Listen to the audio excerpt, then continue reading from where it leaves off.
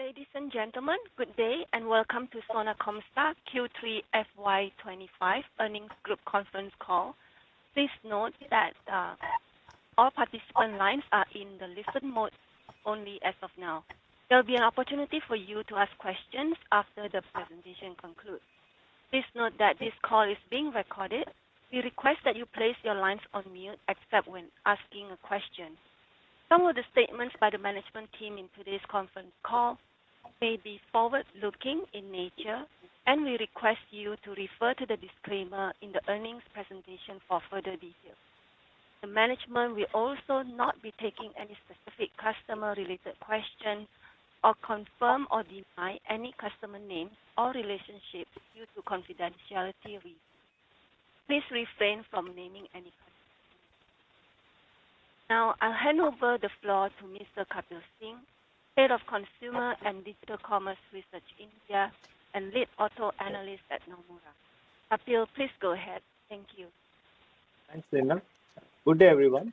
To take us through the FY25 results and answer your questions, we have with us the team from Sona Comstar, Mr. Vivek Vikram Singh, MD and Group CEO, Mr. Vikram Verma, CEO Driveline Business, Mr. Sat Mohan Gupta, CEO Motor Business, Mr. Praveen Chakrapani Rao, Group CTO, Mr. Rohit Nanda, Group CFO, Mr. Amit Mishra, Head Investor Relations, and Mr. Prateek Sachan, GM Corporate Strategy and Investor Relations. I will now hand over the call to Vivek for his opening remarks and presentation. Over to you, Vivek. Thank you, Kapil, and welcome everyone to the earnings call for Q3, which was a decent quarter, despite us achieving our highest ever net profit, highest ever EV revenue, and highest ever EV revenue share. So, as has always been our policy when talking to our owners, our shareholders, we will let the bad news take the escalator. So we will begin with the challenges. First, demand in Europe continues to remain weak, and we do not anticipate any imminent reversal of these trends. Second, both the off-highway market in the US and the commercial vehicle market in India also continue to show weakness, resulting in a production decline last quarter. Given our significant market share in both of these segments, sales of our differential gears and differential assemblies have been negatively impacted. We hope this trend at least can reverse in the coming quarters. Third, there was an inventory buildup in North America at the customer's end during the first half of the year for multiple reasons, which has been followed by a fairly sharp reduction in inventory in the last couple of months. And that has affected our performance this quarter. Apart from these macro factors, one of our largest customers is transitioning a major model to an upgraded and redesigned version. Now, this change, although positive in the medium term, is expected to adversely affect our supplies to this customer in January and February. This is due to the typical cycle of reducing inventory of the outgoing model before gradually increasing production sharply for the new model. So while we expect our supply schedules to normalize by March, fourth quarter will likely be weak because of these disruptions in the first 2 months. But the good news is that the factors affecting our current sales performance are temporary in nature. And as I said to our team, if we are not losing share of wallet with our customers and our customers are not losing market share, there is absolutely no reason to worry. And in fact, it is an opportunity for improving product design or increasing our share of wallet with that customer. We expect to regain the lost revenues of January and February within the next 2 quarters itself. We also continue our strong progress on our strategic priority of electrification, achieving our highest ever EV revenue and EV revenue share during this quarter. Additionally, we won a new program to supply differential assemblies for one of our existing customers, new and first look fairly exciting EV models in India. We also received our second product order in the sensors and software vertical and successfully commercialized a new product, zone monitoring sensors. We've also made a significant technological breakthrough by developing a 180-degree field of view using short-range radar sensors, which Praveen will talk about later. But in short, our journey of pivoting Novelic from a radar services business to a diversified sensor product company is going quite well. We are pleased to announce that our board has approved an investment in ClearMotion Incorporated. This is a company that is truly revolutionizing the in-cabin experience for passenger vehicles. With its fully active suspension technology, this is a game changer as we see it. This investment will further strengthen our partnership with ClearMotion, benefiting us both as an investor and as a supplier. We also continue to grow our share of business with existing customers and are adding new customers and new products. And we are very happy to report that we have further increased our global market share in both differential gears as well as starter motors in 2024. Now coming to the numbers of the quarter, revenue grew by 12% while EBITDA and net profit increased by 3% and 14% respectively. Our margins declined compared to last year due to adverse product and geographic mix, while still staying in our range of 27%. And amidst what I'd call an inordinate amount of media coverage and noise about an EV slowdown, our BEV revenue grew by an incredible 48% in absolute terms to the highest ever 329 crores. And our BEV revenue share has increased to an all-time high of 39%. Coming to the 9-month figures, we've increased our revenue, EBITDA and PAT by 17%, 13% and 19% respectively. And since this is the end of the calendar year, we got our global market shares calculated. Our starter market share has improved from 4.2% to 4.4%, as Europe and the US markets where we have higher market shares have grown faster than Asia. And coming to the bigger one, it is a matter of great pride, and I congratulate Vikram and his team that our global market share in differential gears has grown from 8.1% last year to 8.8% now. As some of you may remember, at the end of 2019, this market share was 4.5%. And despite most automotive volume growth coming out of China, where we have negligible share, well, as of now, and several new competitors have emerged from India and China. Despite all this, we have nearly doubled our market share in these 5 years, and we intend to keep going from strength to strength and keep expanding this market share all over the world.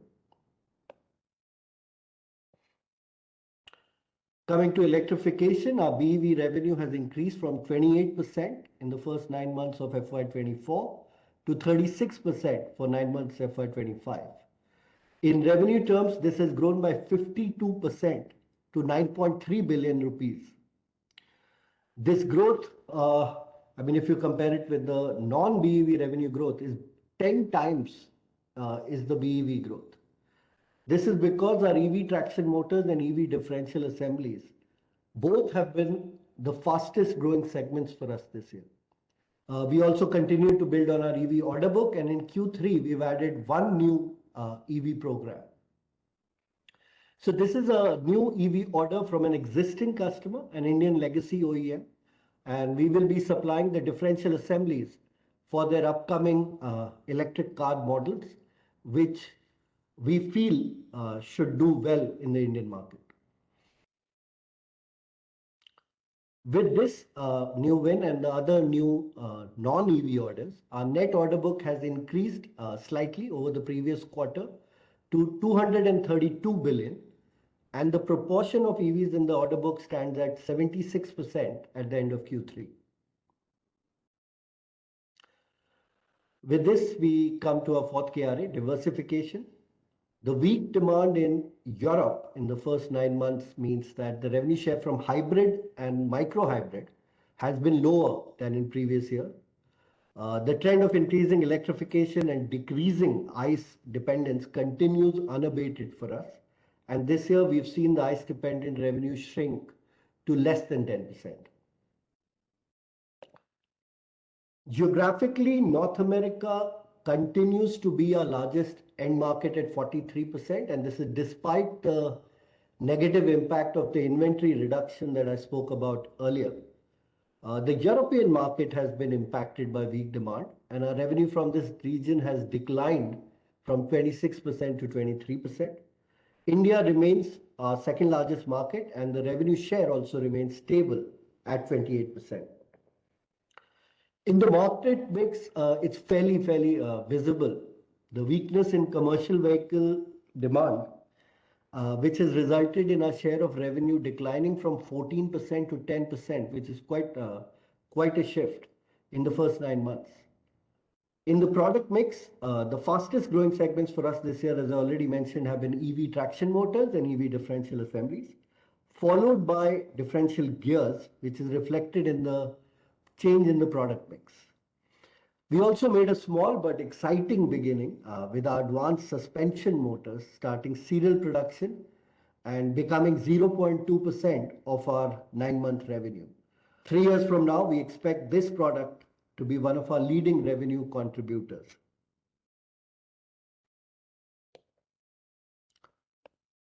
So before this video is played, I want to say that there are only a few times in a career that one comes across truly game-changing technologies in companies that are run by passionate people. And when we met ClearMotion 4 years ago, we knew this was one such company. And we must work together to bring this product to the world. We must do everything we can to do this and get it done. And 4 years of engineering and development work later, we are further cementing our relationship in them, with us investing $4 million in this current fundraising round. Prateek, if you could play the video so people can get the idea of the product.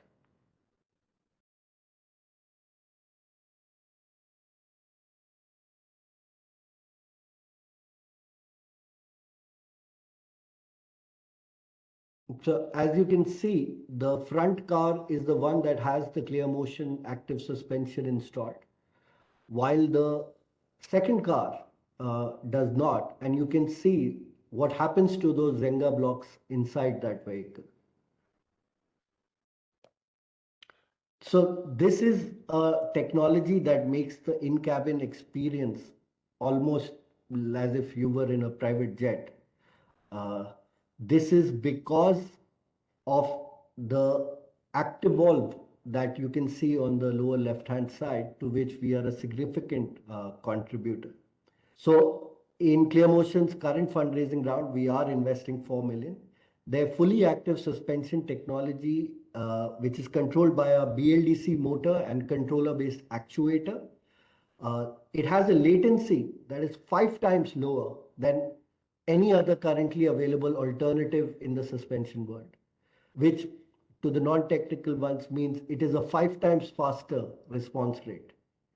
This active suspension system is built on the software-centric electro-hydraulic core, which is that active valve, which includes control software, a processor, and an electric motor, all of which is supplied by Sona Comstar. This technology has been successfully commercialized and is already in production in China and is being supplied to the Neo ET9.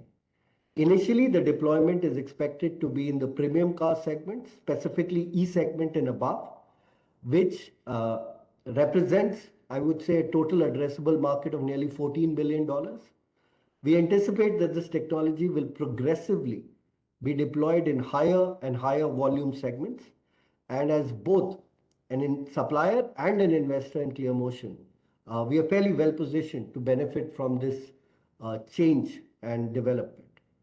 So with this, I hand over the reins to our Group CTO, Praveen, to update us on our technology updates. Over to you, Praveen. Thank you, Vivek. Good evening, ladies and gentlemen. I'm happy to take you through the third quarter technology updates. What you see here is our technology roadmap. Uh, as mentioned by Vivek, we commercialized one product and added two new products, future products to our technology roadmap. If you look at the top right corner, the zone monitoring sensor, it is truly a revolutionary product that gets us firmly into the industrial segment. These sensors, whose purpose is to alert and protect people operating in potentially unsafe or hazardous work environments. This could also be used in factory floors where people work in close proximity with robots and AGVs. This product opens opportunity in industrial domain where several use cases exist today. The use of this product will enhance existing safety measures like barriers, or in some cases, even replace them. The second product that I'm going to talk about is the limited slip differential, which you see on the left side, or LSD for short. LSD has significant use cases in low traction surfaces, cornering, and high torque situations. This product brings together our deep expertise in differential assembly while newly developed capabilities in clutches to offer the next generation product to our customer. The third product is the gearbox for eVTOLs or electric vertical takeoff and landing. The market for eVTOLs is evolving globally, and India is playing a very important role in building them with indigenous technologies and using local ecosystem. Given that the eVTOLs transport people, the safety and reliability of every subsystem is critical. Therefore, eVTOLs are designed and tested in the most stringent conditions and certified by DGCA. Sona Comstar started working on design and development of gearbox for eVTOLs with our expertise in gear technology, material science, thermal management, and structural engineering. This product will enable Sona Comstar to play an active role in the future eVTOLs and drone space. The next one is the point about the new product, that is the 180-degree field of view short-range sensors. These Novelic acquisition brought us capability in the millimeter wave radar sensors, and we are proud to announce another major breakthrough with this product, the 180-degree field of view short-range sensors. The diagram indicates the use case where typical passenger car would use 4 ultrasonic sensors when you do a reverse parking. This unique sensor, just one sensor, will replace that. You don't need to drill holes in the bumper, and it performs much better function. It also has additional capabilities like kick sensing, tailgate, or door protection. Additional use cases are parking support and collision warning, which opens up use cases in affordable PVs as well as two-wheelers. With this, I hand over to Rohit for the financial portions. Thank you. Thank you, Praveen. A good day to you all. It's my pleasure to share our third quarter and 9-month results for FY25 with you.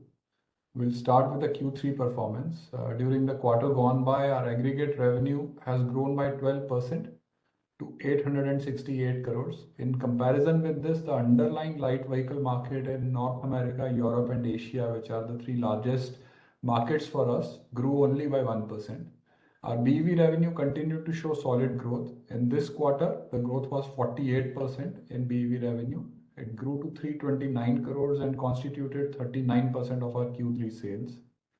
Our EBITDA adjusted for ESOP cost grew by 3% to 240 crores. EBITDA margin was lower by 2.3% compared to the same quarter last year, and that's largely attributable to the change in product mix. Our profit after tax should be seen after adjusting for exceptional expenses which were incurred on diligence work for certain inorganic opportunities. Compared like to like, our PAT grew by 17% to 160 crores. The margin was higher by 60 basis points thanks to the net finance income generated from investment of QIP proceeds. Moving on to the 9-month performance. During the 9-month period, our revenue growth was 17%. The revenue number was 2,686 crores compared to the underlying growth of only 2% in the key markets of North America, Europe, and Asia. BEV revenue growth for 9-month period was 52%, and the number was 929 crores, and it was 36% of our total sales. EBITDA adjusted for higher ESOP cost grew by 15% to 763 crore rupees. Our adjusted EBITDA margin is lower by 30 basis points compared to the 9-month period last year, and that's mainly on account of product mix, despite having a favorable operating leverage and lower input cost. Our profit after tax adjusted for exceptional expenses grew by 23% to 467 crore rupees. Adjusted PAT margin was higher by about 70 basis points, and that's mainly due to higher net finance income. The adjustment to profit after tax represents the cost incurred in relation to the diligence work for various acquisitions. This brings us to the last slide, which is on the key ratios. I'll just talk about the key highlights here. So on the improvement side, our working capital and fixed asset turnovers have improved to 5.1 and 3.8 times respectively. Net debt to EBITDA went further negative due to QIP fundraise in the earlier quarter and cash generated for the quarter. Our return on capital employed and return on equity have seen a dip consequent to the QIP funds raised during the quarter, but is expected to start improving once the funds are deployed and the new acquisition grows over the next few years. With this, we've come to the end of our Q3 earnings presentation, and I'll now hand the proceedings back to Nomura team for Q&A.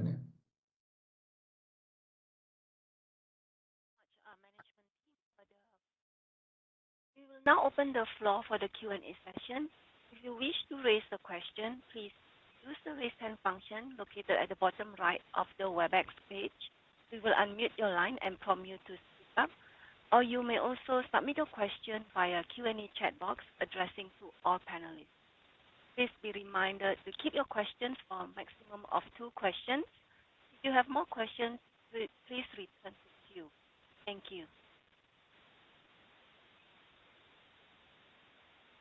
Okay, we have the first question from Jay Kale. Hi Jay, your line is open. Please go ahead with your question. Yeah, good evening team. Am I audible? Yeah. Yes, you are. Congratulations for the investment in your technological advanced customer like ClearMotion. My first question is basically, Vivek, you mentioned that your BEV revenue growth, of course, has been strong, but you also mentioned about inventory correction at your customer end. So are you seeing a case of a few BEV models of your customers are actually faring lower than even your customers' expectations? And hence the transition of your stated order book to revenues could be lower than expected going forward? And in the current context, do you still believe your revenues to double in a 3-year time frame, which historically has been your track record, of course, X of any acquisitions and the railway acquisition? How do you see that? That's my first question. I have a couple of more. Yeah. Vivek, your voice is not audible. Is it only me or for everyone? I think you're on mute, Vivek. Sorry, I was on mute.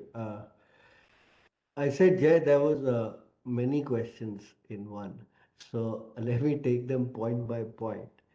So yes, you're right that we have doubled every 3 years so far. But that does include inorganic. It doesn't, it's not exclusive, because if you look at the history, when we became Sona Comstar, we did acquire Comstar part of the business, and that's how also some part of the growth comes from there as well. On your order book question, we don't see any major challenges because, like I said, this is why the construct that we have is a net order book of 10 years. So even if a program gets delayed out, let's say by 6 months to 9 months or even a year, the size of the order book does not change. The shape may change. And it is significant from a shareholder perspective that how soon does it translate into revenue, but not the total quantum. To your point about BEV sales slowing, actually, that is one of the things that I found fairly puzzling. I mean, I think people are familiar with that line I quote, the प्रत्यक्ष को प्रमाण की आवश्यकता नहीं होती है. But this is one of those cases for 5 quarters where I've seen कि प्रत्यक्ष होने के बावजूद प्रमाण की आवश्यकता पड़ती है. Even after 52% growth, EV is the part that gets the most questions. I think if you look at the data of EV sales, even in India, by the way, or overall, it is far faster growing than the ICE part. Actually, if I were to look at this quarter and say how much our EV revenue has grown, and if I take out the EV growth, actually we would have declined year on year because the ICE part of it is actually what is under challenge. So we still don't see that much challenge. Yes, there are program delays, but they don't change the overall order book size. You had another couple of questions in there which I might not have answered. So which ones did I miss? No, I think largely you've covered most of them. I just had one or two more. I'll just so you also did mention that of course you're not supplying to Chinese as much till now, right? So if you could just elaborate on how do you plan to diversify your customer base going forward, and also if I have to just speak on the Chinese part, it's an interesting market, but at the same time it's a very fragmented market.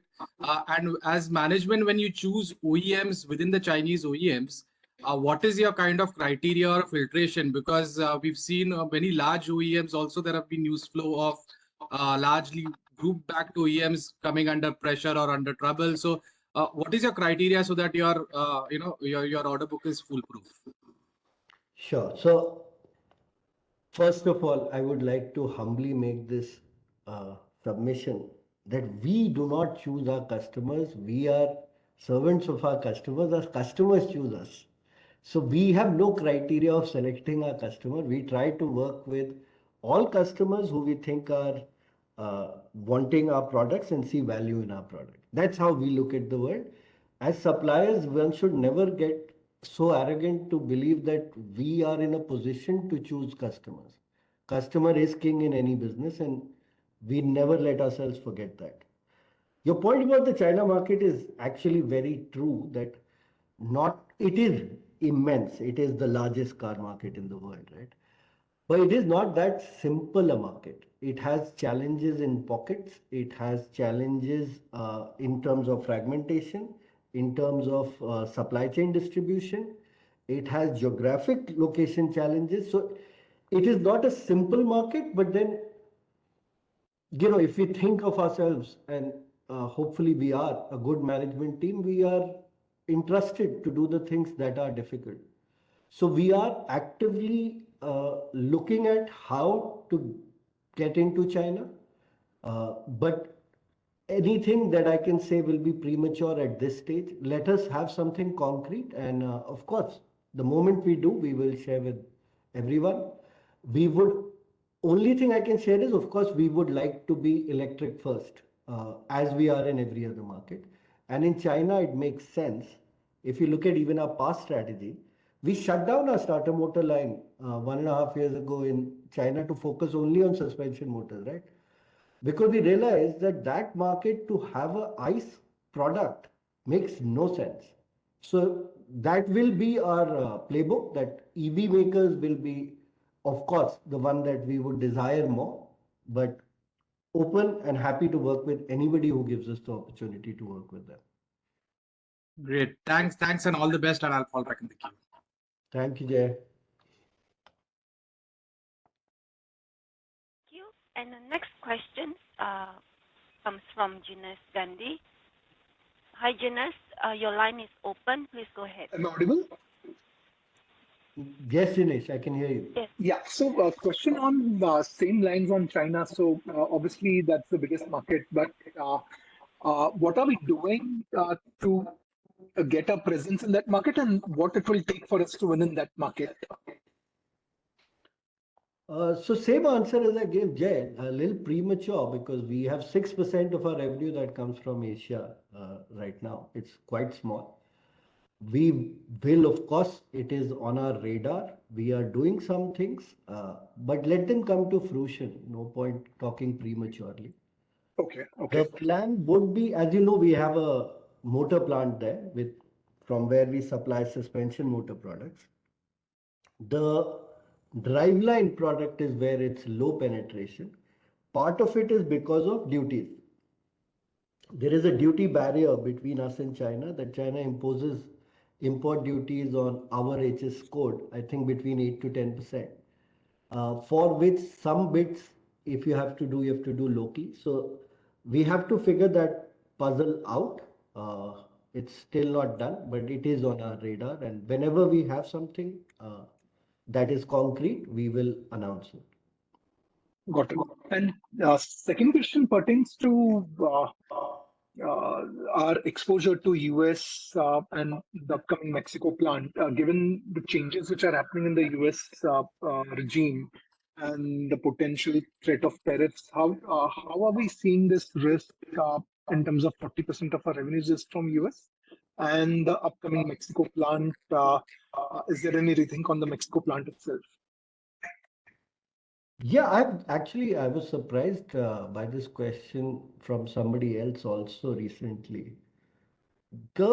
I don't think the auto component sector is as much at risk. I think if you look beyond the headlines, and which we should, right, before making blanket assumptions, the import duty on auto components imported from US and India is between 10 to 15% depending on which HS code.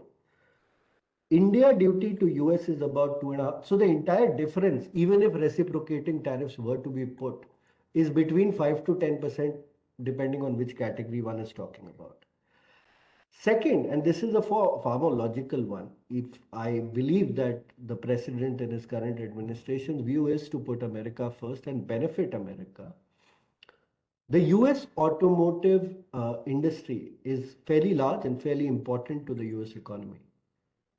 If they said that we will put duties on auto component import from Mexico, China, and India, I have no idea how they'll make cars.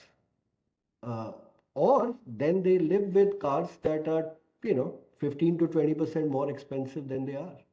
I frankly think that we are misreading this situation. It could be a great opportunity for India that with the dollar rupee decline currently with the 5% drop recently,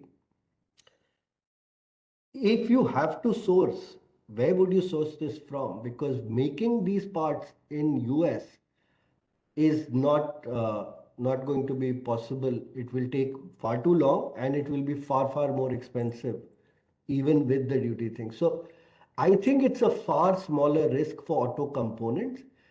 I think where all of this is stemming from is the differential in duties between cars in India and US. That India imposes 100% import duty on auto. It is not the same for auto components. There is not that much of a duty difference. So that's my take on it. We don't think it's as big a risk as it's been made out. Mexico plant is starting with Mexico to Mexico sales to begin with. So there is no rethink because that's a local country to country thing which has no custom duty impact, etc. Got it. Got it. And last question pertains to our order book. So, what percentage of our order book would be from Europe in terms of European OEMs or sales to Europe? Good question, Yajinesh, because actually I know people ask about US because, Mr. Trump is in the headlines. Europe is the one that should be asked more. Relatively small portion. I don't have the exact number, but relatively small portion is from Europe. Because as you might have noticed, European OEMs have also not been giving out many new RFQs or purchase orders.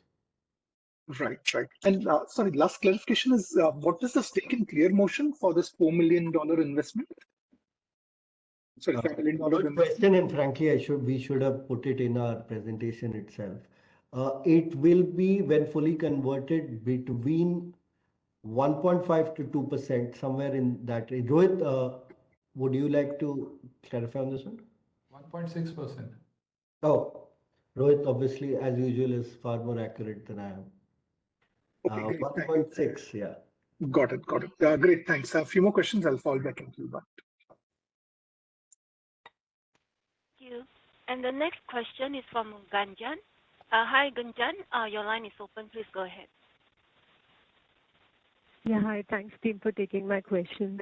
I had two questions. Firstly, on the on the outlook that you shared for Q4, that there'll be destocking in Jan and Feb. If I were to just look beyond fiscal 25 now, because this is a destocking, which is leading to a refresh of cycle with the customer.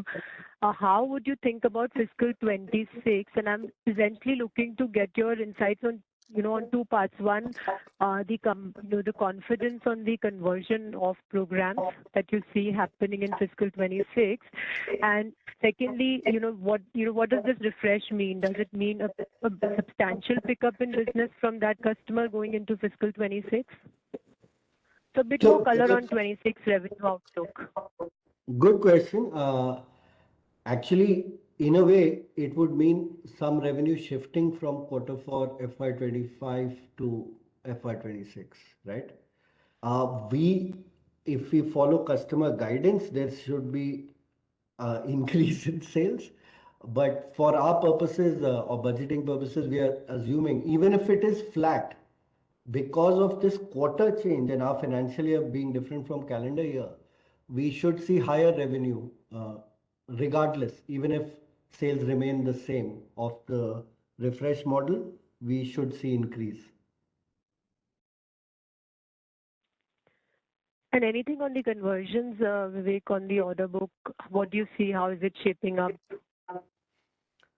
Not bad, yeah. We're seeing some good conversions. Actually, some have started this quarter or are starting in March, etc. A couple of largish EV orders, which are in the motor side. Both the two large ones are both in India that are starting. There is one in North America that is starting, I would say, at the end, near the end of the calendar year, and one in driveline, which is also starting at the end of the calendar year.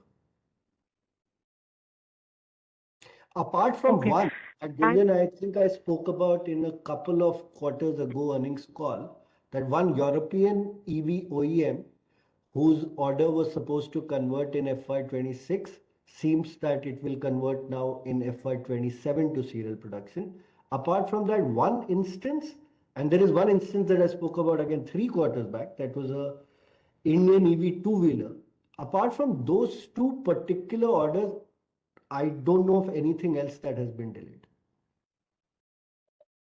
Okay, got it. And I think, Vic, you also referred to that suspension system getting into serial production, right? I mean, this was, if I recall, this was, I think at least 2 years back when this was added to the order book. Can you just refresh us? What is the potential annualized revenue that you're now looking at from this product line? And have there been any progress in terms of new wins, or how do you see that this product line shaping up going ahead? So good you brought that up, Gunjan. I think we put it in Q3 2020, FY22. So it's been almost 3 years. And it's a good thing that you asked, and good also that shows how long our development cycles usually are. So when we talk about something and when we talk about the future, we actually talk about a far longer term than a lot of other industries. So it has started. I think at that time, because it was 3 years out, nobody gave it much importance. But for us, we have been working on it for 3 years, right? And now that it has started, we will not like to commit to annualized revenue right now because, like I said, it just started with one model of one car maker, which I kind of have named.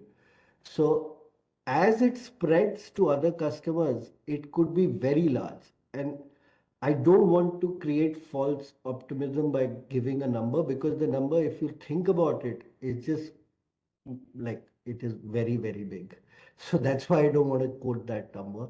I told you the total addressable market for ClearMotion itself is about $14 billion, right? I won't go into our product costing, but we are a significant part of this bomb. And if we are a significant part of this bomb, a significant part of this number is our total revenue potential. How soon do we get to that? Of course, will depend on how early people adopt it. I can share that there has been one more OEM who has now nominated ClearMotion, and they have a second customer. And the pipeline, as we know, and that's one of the advantages of being an investor, the pipeline has many, many more OEM conversations going on. It will be too, again, premature for me to talk about an short term. That what will it be in revenue in 2-3 years? But I know that it will be a large part of our revenue in 4-5 years. Okay. All right. Just if you can offer us an update on railways, the transaction, and I'll join back in with you. That I will hand over to my colleague Rohit. So that's progressing well. We had earlier indicated a timeline of September end. It's still under discussion. If all works out well, we may actually be able to close it sooner. But it's not a done deal yet. But yeah, so we are progressing well, I would say. Okay, got it. Thank you so much. Yeah, before we take up the next question, I would like to correct myself on the CMI question. Actually, there was a pre-money, post-money issue. So actually, our equity stake will be about 1.5% and not 1.6. Thanks, Rohit. Next question is from Amin Tirani. Hi, Amin. Your line is open. Please go ahead. Yes, hi. Am I audible? Yes, Amin, very much so. Yes, thank you. Most of my questions have been answered. Just a few clarification. This inventory stocking and destocking at one of your customers, was it something unanticipated, or is it generally how it normally works in in your business, or was it something which happened in a time frame which you were not expecting? So I think one difference when I talked about inventory reductions in North America, that was a general comment for US car makers and not particular customer. Okay. With a particular customer, it's not an inventory issue. They're doing a model refresh. So if you launch a new model, you will have to shut down making the old model, right? So there is a 2-month, 3-month transition phase whenever a new model launch happens, which is major. Of course, this is a regular practice in auto, but the thing is, we've not been listed long enough for it to have happened to us while being public. Okay. Because model launches are 5 to 7 years, you refresh. Yeah. So it hasn't really happened since 21, 22. So this is the first one. Second, it happens, but if it happens to a customer who's a small part of your revenue, it is virtually negligible and not worth mentioning. But yeah, this happens to be a fairly large customer, which is why it is a smaller, which is a bigger, sorry, impact. Okay. Secondly, on the the US angle and the tariffs thing, thanks for the perspective that you gave on the difference between fully built cars and components on the tariff side. Coming back to the Mexico angle, you said that your sales are Mexico to Mexico, and just forgive me for belaboring on that point, but your customer to whom you're supplying and with whom you will most likely ramp up, is that customer mainly setting up their capacity for supplying to the US, or is it also within Mexico? So their factory is in Mexico. So if they export from there to all over Americas, Hmm. but again, I don't think they can make any decision now from that Right. perspective. Okay. And again, I know we have heard that the saber rattling. Let it get implemented. We have seen the same administration last time also, and a lot of noise was made, and it didn't get done really. Yeah. So let's see. Let's wait for it to happen before speculating. Uh, we are not very heavy capex people in general, as you know. Hmm. And I explained to you before that at least land and equipment we always lease. Hmm. It is machines which are fairly fungible to our production processes and can be shifted if that is what happens. So, although a relevant point, and it does get taken up in our risk management committee, as a proportion of our total investment and what is at risk, it is a fairly small proportion. Okay. Okay. And just lastly on the Chinese OEMs, aspect. Now, obviously, one aspect is going to China and supplying to Chinese OEMs from there. But Chinese OEMs, it looks like they are looking to become big in Europe and other parts of Asia as well. So, is there an angle that your Europe revenues or business can also be through these Chinese OEMs, or do you think that you will have to start supplying to them in China to become relevant in other parts of the world? So, excellent question, Amin. And this is something that internally also we have actually discussed that which one comes first. So, Hmm. let's first take the problem in two separate ways. Yeah. If not for this duty barrier, Hmm. we would have had market share, fairly decent market share, even in the Chinese market. But because of that, we have very little, right? It's Hmm. hard to overcome a 10% price difference if you're not willing to sacrifice your own margins. Yeah. However, outside China, if you look at EV customers of ours, we are fairly competitive and almost always win against our Chinese peers Hmm. for like-to-like products. This should be, in just pure theory, similar if the OEM was Chinese or European. If you're setting up a factory in Europe Yeah. and sourcing locally, then the same thing should apply. But practically, relationships and familiarity matters. And if you're doing a copy paste of your plant from China into Europe, maybe you want to replicate the same supply chain and not reinvent the wheel. So Okay. that's what is, I think, the point. It will not just be Europe. Actually, there are plants of Chinese OEMs coming up all over the place in Hmm. Southeast Asia, South America, and we are seeing that the same kind of pattern is emerging. That for some OEMs do not go to a geography and figure out what is the best way to manufacture there. Mhm. They are in a way replicating their Chinese plant, Okay. and hence it may be, or actually we think it may be a better strategy to get into China, get that familiarity, and to then travel with them outside might be an easier way than to make your inroad through a foreign subsidiary of the Chinese OEM. But Okay. yeah, I mean, we don't know if we are absolutely right or wrong on this one, but this is what we are seeing, and we are trying both approaches. But I think the latter approach has a higher probability of success. Okay. Fair enough. Thank you. Thanks for your thoughts. But great question, I have to add. That is a, I mean, this is something we've been debating now for a couple of years. I'll come back in the queue. You and next question from Shruti. Shruti, your line is open. Please go ahead. Hi,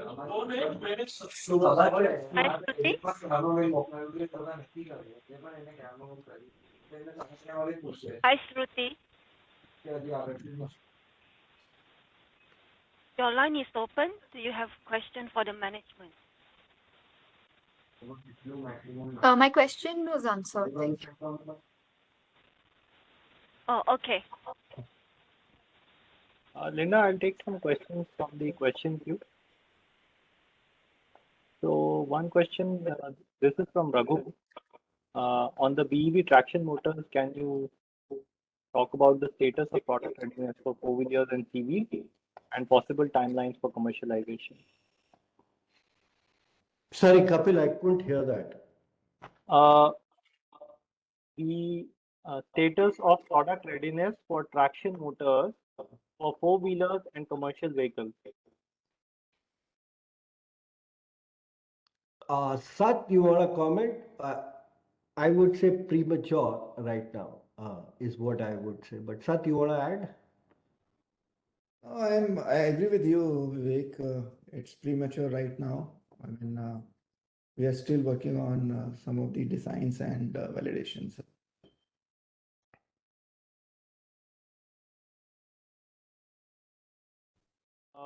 Then one question is, how do you see EV growth for CY25 in major markets?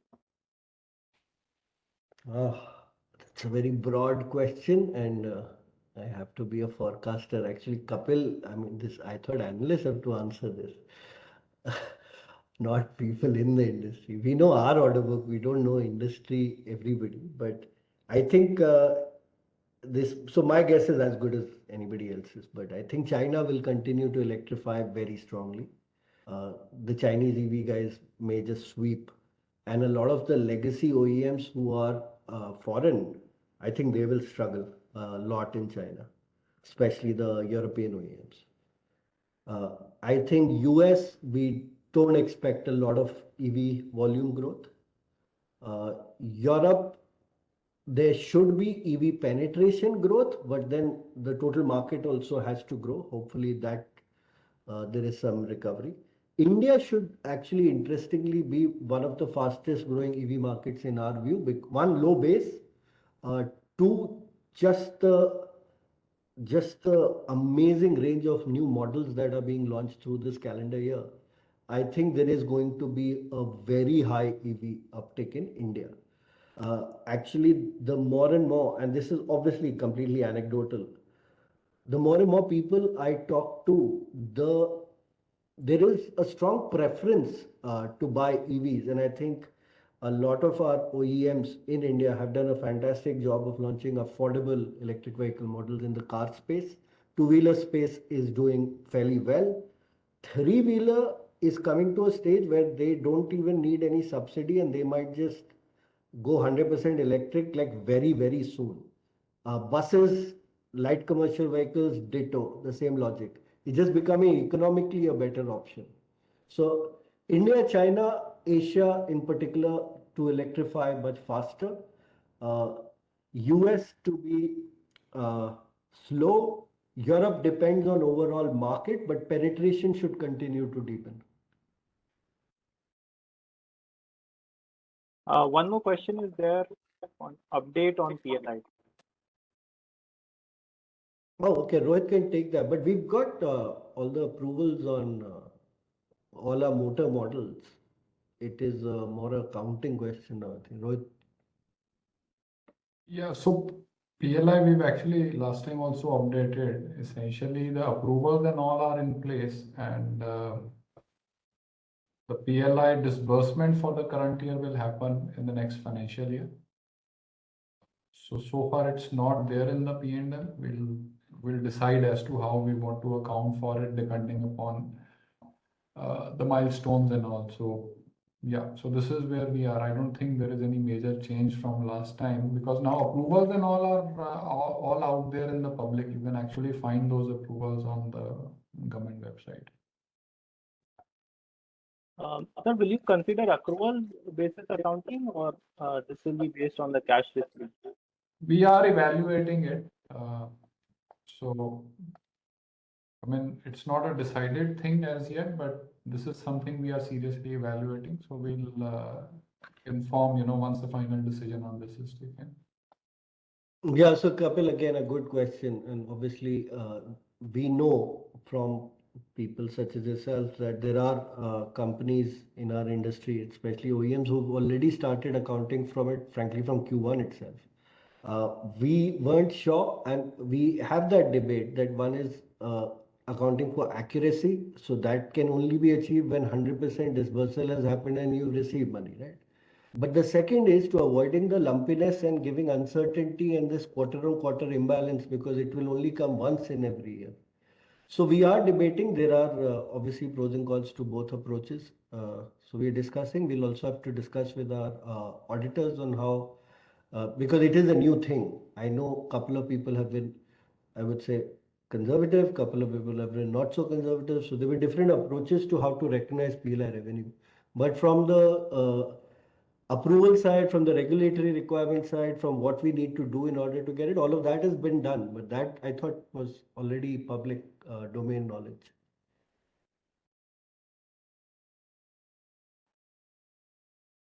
So, um, do we have a follow-up from Amin? Linda, can you say?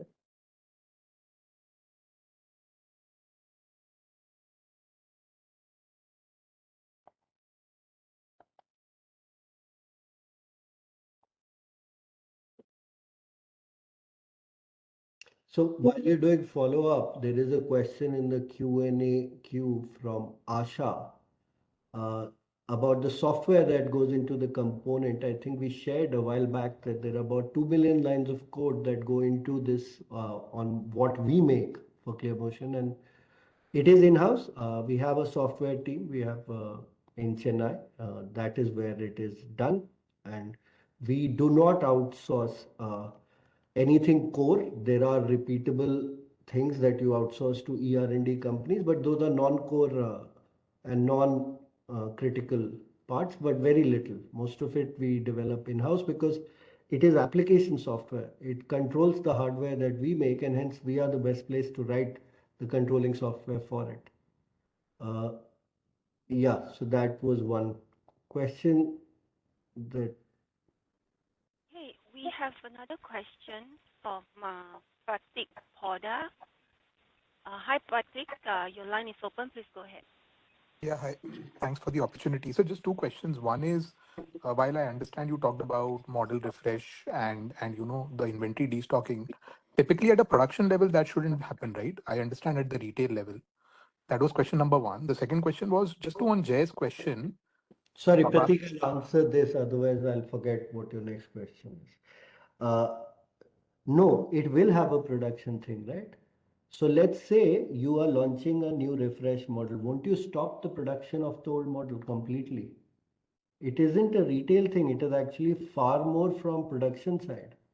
You have to stop the line of the running model and only start building the old one. But for that, in the selling side, you have to get rid of whatever is the existing inventory. Do not produce any of the old ones, while the new ones you introduce first in smaller quantities and then you ramp up.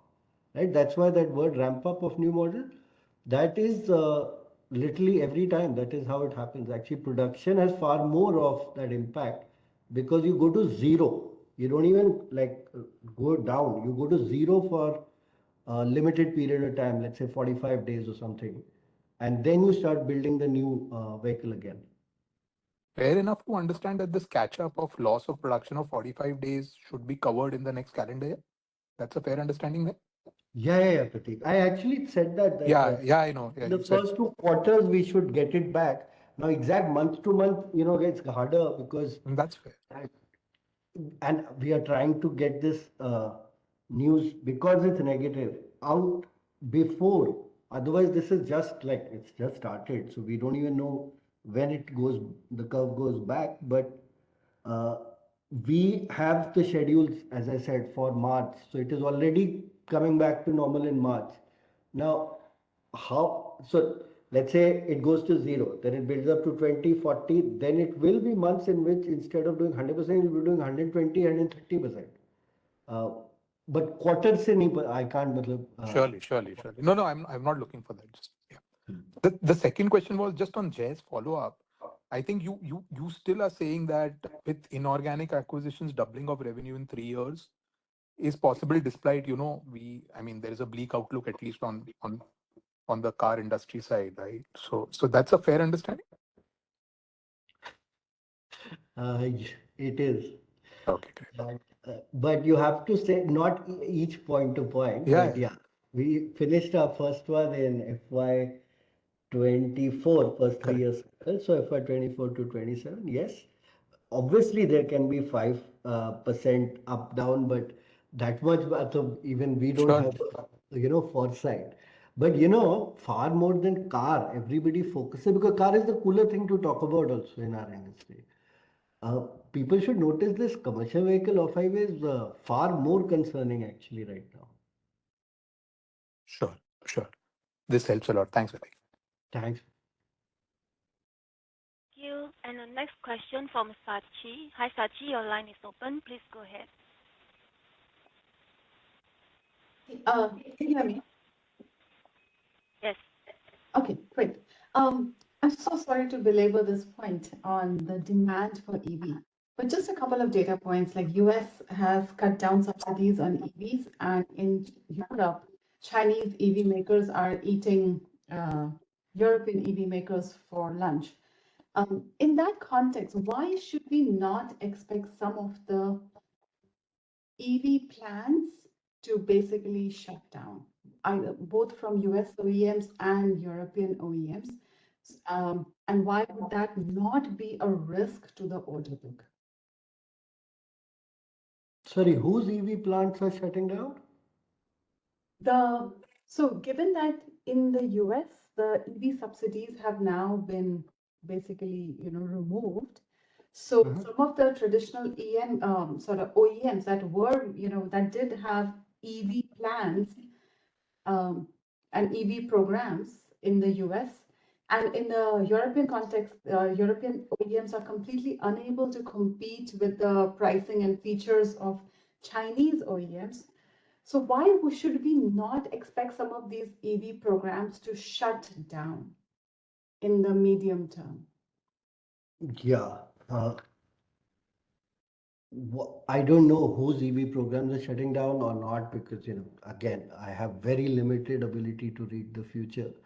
But what I can tell you is what we are seeing and hearing from customers. We fortunately do not supply much to European EV makers in China. So yes, that is happening, but we don't have any exposure there. In US, and this is again completely speculative because we don't know what is actually going to happen. Uh, I think the pure EV makers will actually do quite well.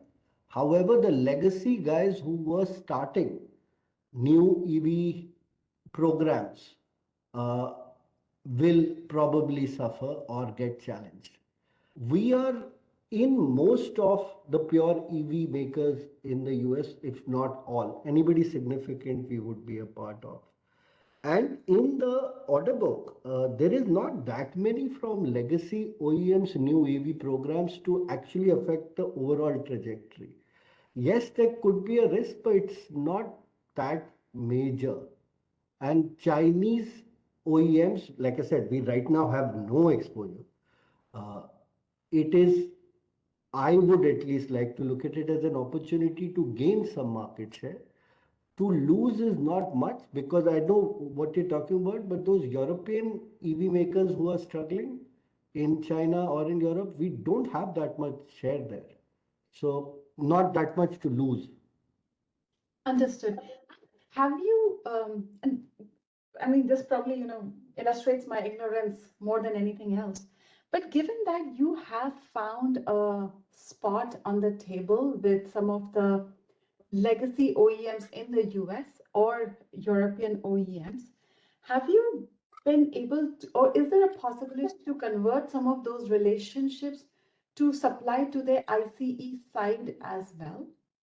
So, such a good question, but actually we were already there as suppliers to the ice models. So, in fact, and I don't want to sound callous, but in a world where the legacy guys continue to make and sell a lot of ice and the EV guys continue to make EV, that literally is the best possible outcome that I can hope for. Because in the ICE models, we have a much, much larger market share of the legacy guys. Our startup business is basically North America oriented, supplying to ICE models and hybrid models. So if they do well in that, we benefit a lot. And pure EV guys, we only supply EV products. They do well in EV. That's a great outcome. I don't know if this will play out exactly like it is, but if it does, we actually will. That is the best possible outcome of this entire debate. Okay. And just one final point on Chinese OEMs, where you have nothing to lose, but there's an opportunity to gain market share. Are you um, outside of the duties, because you mentioned there's a 10%, that is a 10% differential, but you would be trying to gain market share there, like, or you would be trying to gain a new OEM, new EV OEM, if you see what I mean. You try to displace somebody from existing EV OEM or join hands with a new OEM. Where do you see that opportunity? Without tipping our hand too much, because transcripts are read by all people, including our competitors. Of course, we as an ambitious company which likes and lives for growth will try to get market share from everywhere we can. That includes China and that includes all the major car makers in China. We will, of course, want it. How well can we execute on it? Time will tell. And like I said, it's a little premature, but we have to. It is just too large an opportunity to ignore. And we've been trying. Let's see. So, and that's about China. But if you also notice, Sachin, and you know us well, we have not focused on the East at all, right? In the last 10 years, which is the first decade of my stint here in this company, we have grown by focusing almost exclusively on the West and India. That's it. We did not actually even increase or do too many products, apart from, if you can call it, EV, two-wheeler, three-wheeler traction motor that was specifically made for India. We have not been making products also which is towards the east, Japan, Korea, China. So Chinese, Japanese, Korean, all these three OEMs also we must target, because we are getting now to that point. See, when we started, we were at 2%, 3% market share in each category. Even just by trying to focus on West, you can get it to a significant number. Today, we are 8.8% of the world. If we want to take it to 20, we can't do it by saying half the world we will not service. So yeah, there is a strategic shift in our focus that we will now not solely focus on West. We will do East plus West. We will focus on all of transport, which means India does come back into play as a fairly important market for us. The railways move was also part of this shift in thinking, that if we have to grow and fulfill our ambitions, we cannot leave half the world unserviced. We need to continue to build there too. So, slightly long-winded answer, but I hope I kind of shared how we are thinking. So this is very good, and I think it's a great note, like 20% market share. If that's where your eyes are set, then I obviously wish you all the very best. Thank you so much. So Vivek, I'll take the last question for the day. This is on the suspension motors that we have just about started building. If you could give some details about the IPR that we have developed for the suspension motor.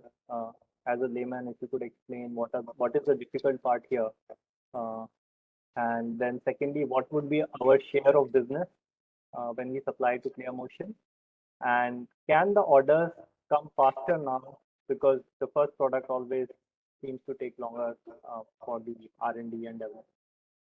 So third part I'll answer, which is the more commercial part, that of course you need the first launch to happen, as in any other industry, when people see the product on the road. Like today I could show you a video, right, that made life so much easier. In 2021, when I was trying to explain to the world what the product is, it was so hard. We had to actually make a wireframe animation to even illustrate, and even that was lost. Most people thought it was something comparable to what German luxury car makers had. And it is so different. Only when you see them side by side can you actually know that 5 times latency and what it means. So yes, of course. Now the snowball effect starts. And that's why I said 3 years is what we think it will take, because whoever now starts engaging, the typical 32-month development cycle will follow. So 3 to 4 years, that's a good time frame. There are, of course, confidentiality issues, so we can't share too much about commercials and pricing and these things. But as I can say, we are a large proportion of the BOM here. You saw the product, you saw what we make. I mean, physically, you can see it is a large part of it, right? Sat can, though, I don't want to steal the limelight from Sat and Praveen, if they should talk about how difficult it was, because not just is the part new, the equipment to make it also in some cases didn't exist. We had to make the equipment also for making the part. So Sat, to the bottom of the hour, Sat and Praveen have got this done. So let them talk about it. So Kapil, I mean, from the product perspective, I mean, it is AUTOSAR compliant, which is the highest in the auto industry. It is FUSA SLC compliant. The response time for this motor is less than a millisecond, which Vivek talked about the latency. It's the very compact motor. I mean, with the copper content is very high in a very small size, but was available to us to develop this motor. It's an integrated motor and controller. So it's you have one motor with the controller and inverter sitting on it. And as Vivek said, I mean, it's more than 2 million software lines there. And to make it AUTOSAR compliant, you need to be very sure that, I mean, both from the machine design, hardware design, and software design, you have those provisions in the design itself to create a backup for any failures. It's a combination of motor and the hydraulic module. So we haven't done, as a group, we haven't done this product.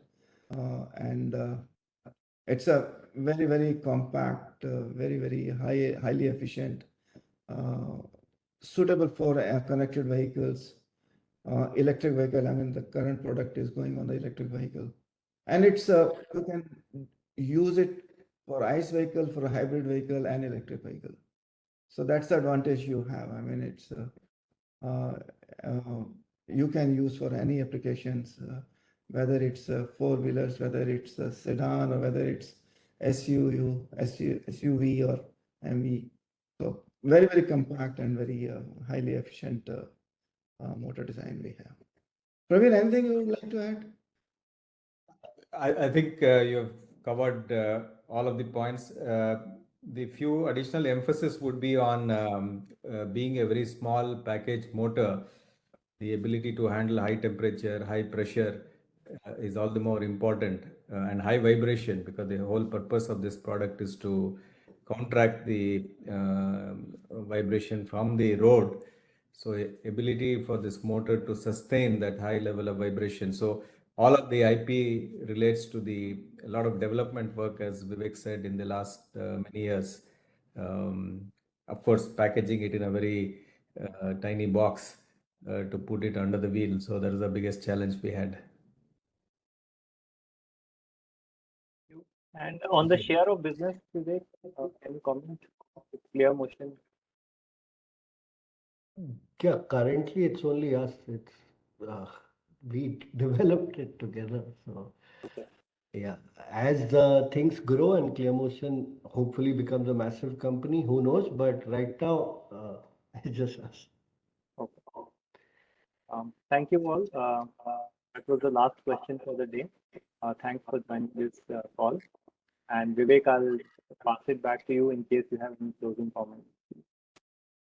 No, thank you so much for everyone for attending. I mean, as you know, we are a company that culturally puts bad news first and tries to get that. If it's good news, sometimes we go super conservative and keep it to ourselves till it's all done.